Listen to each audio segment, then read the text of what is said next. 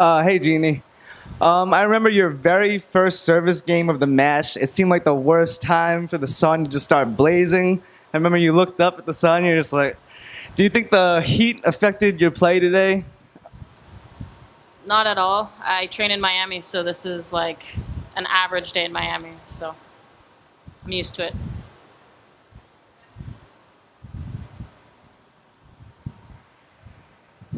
She's obviously a player who doesn't give anybody any rhythm or any rallies. How tough? You're an aggressive player too, but how tough is it to adjust to when you don't get to hit a lot of balls in the match? Yeah, she kind of plays not like any other player, really. Absolutely no rhythm. Not long points at all. So yeah, I found it hard to get my feeling and get into points and stuff. So what did you think about the speed of the court? Was it, I mean, we're just at the beginning of the hard court season, and, you know, did you find it fast?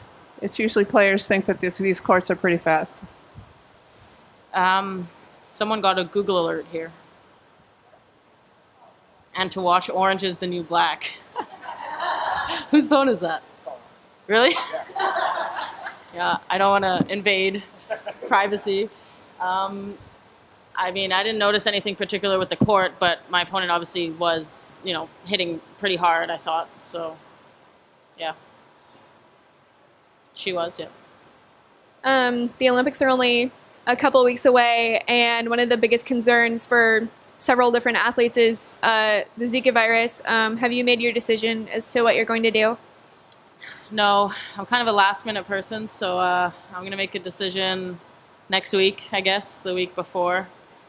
I really don't know what to do at this point. Jeannie, how difficult was it when you battled back to 4-all in the first set and couldn't close the deal? I mean, it's frustrating, but I felt like I shouldn't have been in that hole in the beginning, I shouldn't have been down 4-1, but I don't know. It took me a while to get myself going a little bit, and without having any rhythm on the court, I felt kind of out of it. I don't know. It's on Zika. What are you considering? Are you doing research into it? Are you talking to people, or how do you go about weighing the pros and cons of playing? Yeah, I am trying to learn as much as I can about it. Obviously, I don't know if anyone knows enough about it to really give a good opinion on whether as athletes we should go or not. I just don't know if the health of my future babies is worth it. So that's what I'm trying to decide in my head. It sounds like you're pretty reluctant, though. I mean, because most players who haven't made up their minds yet are saying, or who haven't pulled out yet, are saying they plan on going, but you're being much more clearly leaning, at least still wobbling. Yeah, I'm truly undecided, and you see more and more people pulling out, as kind of the deadline gets closer. It's just unfortunate because it would be my first games, and to have a problem like this kind of dampening the excitement of, potentially your first Olympic Games, it really sucks, to be honest. So I don't know. It's something I haven't been thinking about, and I'm just going to wake up and make a decision next Friday, and that's it.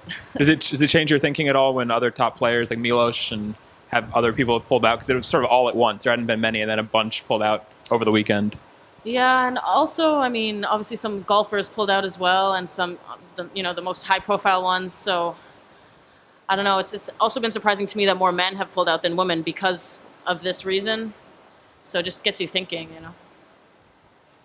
You've always had such a strong sense of self and of confidence, especially out there on court. How do you maintain that, especially as you've been, your results haven't been as consistent lately? I know you've been a little frustrated with your game. So how do you keep that confidence? I mean, I think sometimes I have less of it than other times. I mean, I'm not walking around thinking I'm unbelievable. But it also shouldn't depend completely on results. It's also just who you are as a person. Working as hard as you can in life, whatever you do in life, and I don't want the love from my family to depend on my ranking this week. So I try to see it as not just tennis centered, if that makes sense. Is there any particular thing you've kind of leaned on the past, I guess, year or so as you've kind of been trying to build your ranking back up? I think, I mean, I was confused and was struggling a lot last year, and it's been nice to kind of feel like I have better guidance this time around this year. That obviously helps and gives me more confidence. And just just kind of telling myself just to not give a shit about what people think or say around me. You know, my career is short, life is so short, so I don't want to waste time worried about what all you guys think. So, Azarenka, were you surprised that Azarenka was pregnant, and did you even know that she had, someone to be pregnant with, a boyfriend? I was surprised, like I think most people were. Don't really have anything else to say about it. Okay, and then a bunch of fans on Twitter are asking constantly, are you Team Taylor or Team Kanye and Kim? Oh my god, that's so funny. I was just reading the Snapchat thing about it before coming in here. This is probably like the hardest question all day. I mean, I love Taylor Swift, and I went to her concert, and like I love her songs and everything. But I feel like sometimes she portrays herself as the victim a lot, and she did this time around. And she said that she wasn't aware of that specific line, like that bitch, and but she heard like the other line about having sex. So I was like, really, what's like the huge difference? You know what I mean? Like you approve the thing where Kanye says he'll have sex with you, but you didn't hear like the time he said bitch. Like, come on, like it's all the same thing to me. So I think she just like way overreacted, and yeah, I think she just tried to get attention by saying she didn't approve of that. Mm-hmm. But it's the celeb world, and it's just entertaining. Entertains me while I'm here alone in DC.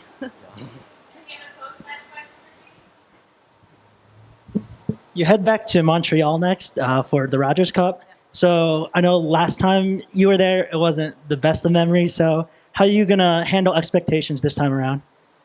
Well, the goal was to try to get some matches in DC, and that plan did not work out very well. And the plan was to stay here, obviously, longer.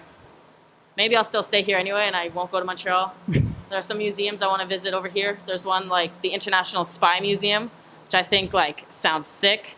I also want to visit the Smithsonian, the Air and Space one.